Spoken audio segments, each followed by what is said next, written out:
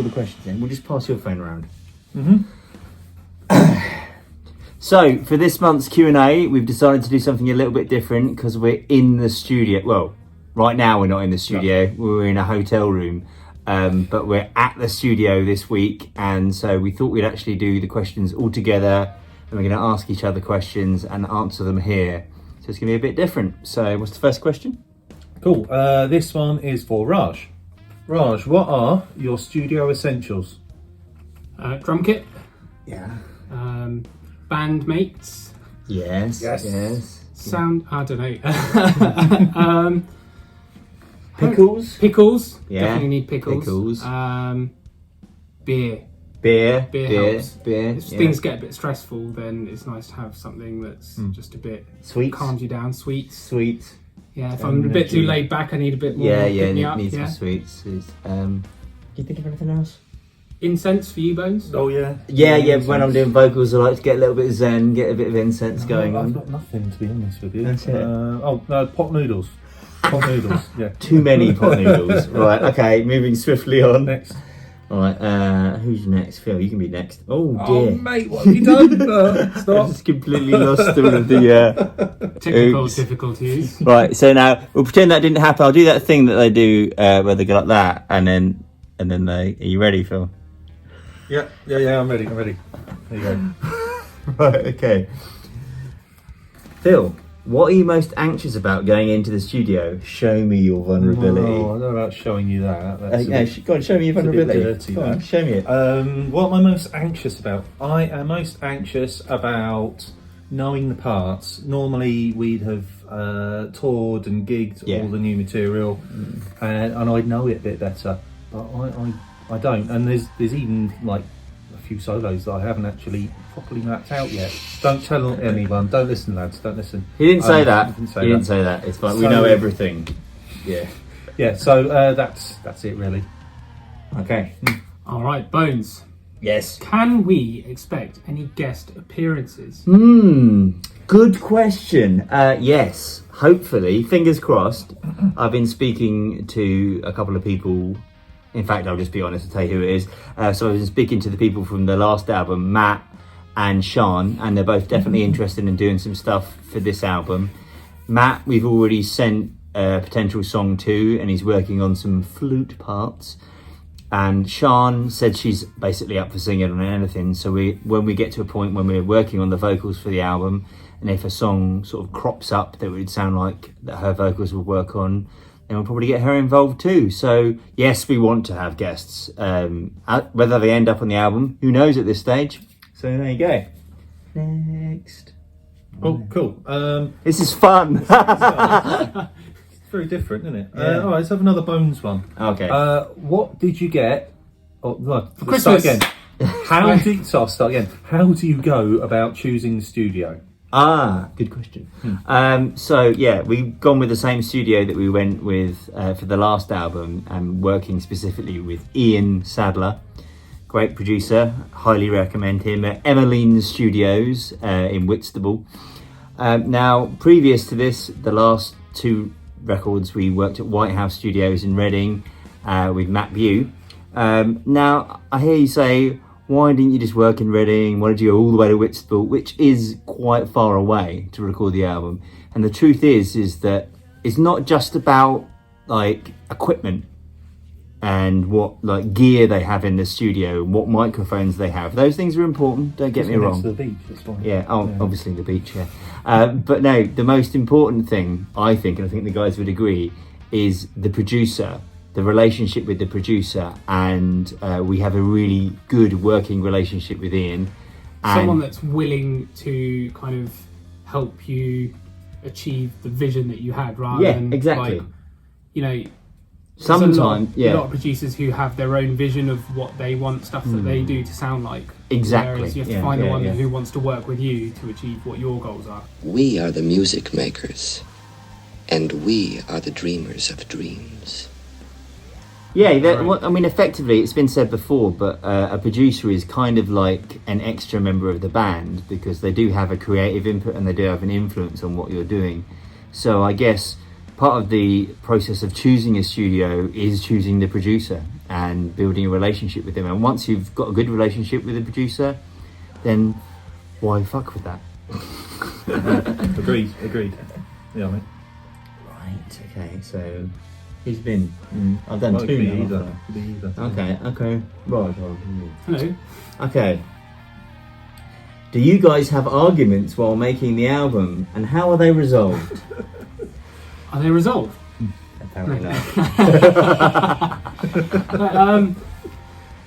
I don't think we really have like arguments. We might have like disagreements about like when we're writing songs and stuff. Like creative decisions we might like disagree about, but we have that rule, don't we, where we have to try out everyone's ideas. Yeah, regardless of what we think of them. Yeah. And once you've played an idea together, it's really, really easy to see if it works or not. Yeah. It's a good way of still feeling like you've been heard. Yeah. But also seeing who's right in a way that's not like. But I think it's not. We've inadvertently developed a good bullshit filter between us. Yeah. That's what it really is about, isn't it? Yeah. I don't know how we did that. I don't know if you can sort of try to do that. That happens or it doesn't happen, doesn't it? Really? Yeah. It's a chemistry thing, I think. So. Yeah. Next. All right, Phil. How do you know when a track is finished? That's easy when everyone else stops playing. Next? No. The comedian. Generally, it'll be when we get bored with playing it. So we'll I don't know. That was like the worst answer ever. It was. That was a point where I've edited something in funny there and saved you, completely saved you. But can't do that now. Right, okay, so Shall we help him answer the question? Yes, please. How do we know when a track is finished? I think honestly the problem is that a track never feels finished, in my opinion, and so it's more as in 100% finished.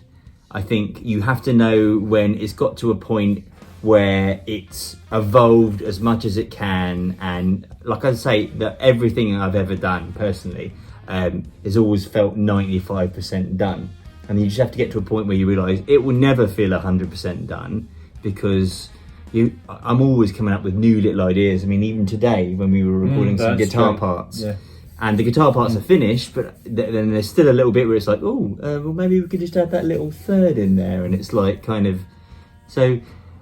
Are they ever done? I think you know when you're getting towards the end, Yeah. because when you start coming up with new ideas, you start thinking to yourself, am I just doing this for the sake of it? Yeah, that because can it's happen making too. the song better. Yeah.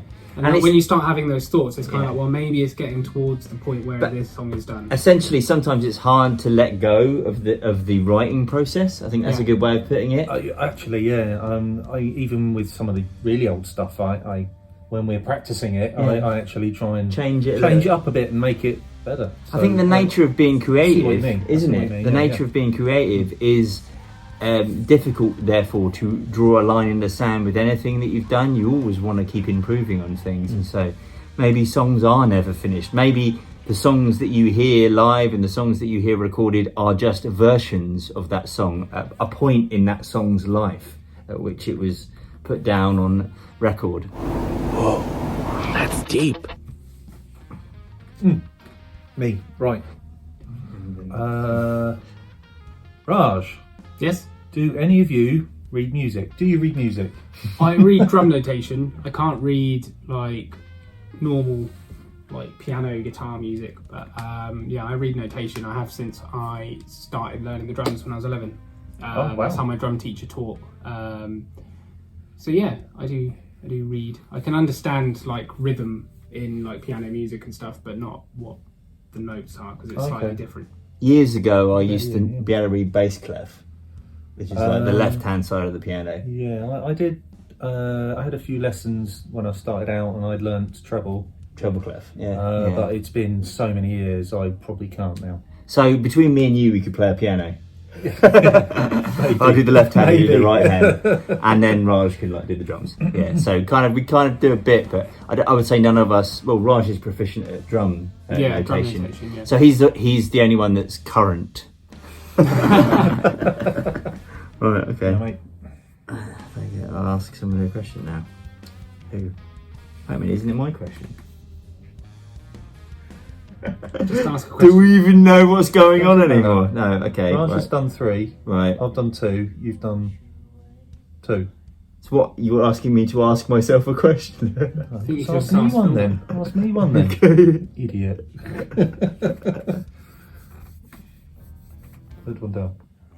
As a recording artist, You're a recording artist. Yeah. how do you make sure you don't accidentally plagiarize music? Not that you've ever done that, Phil. Never. Especially not with elder songs.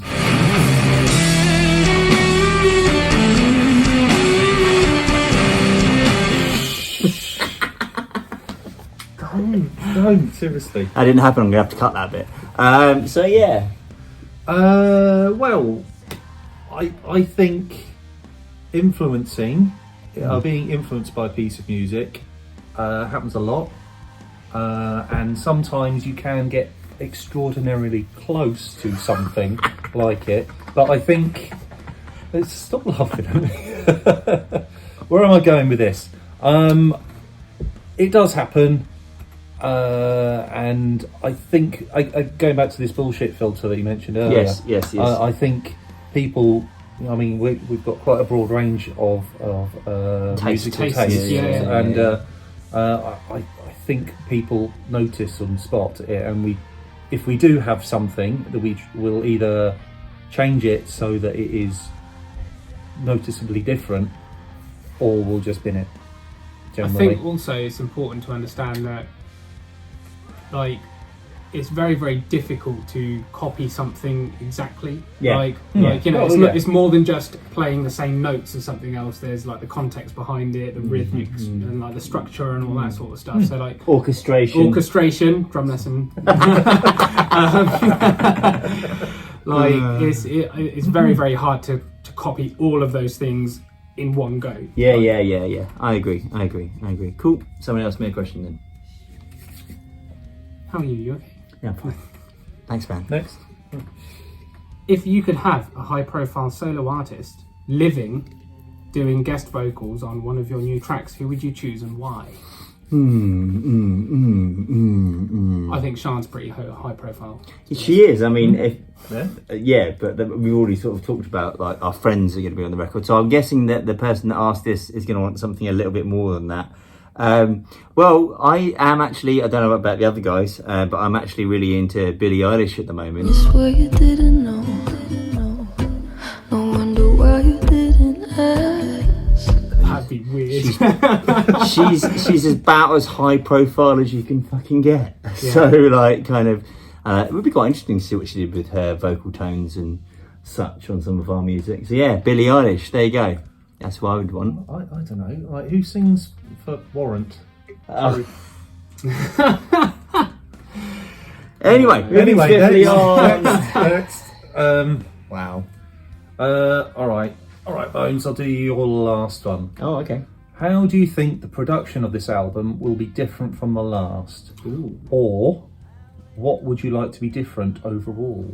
Okay. So production of the last. Interestingly, today we not accidentally, but Ian played us some of the files on his computer that he still got from when he recorded the last album. I didn't know he kept it, did you? No, It was pretty no, I cool.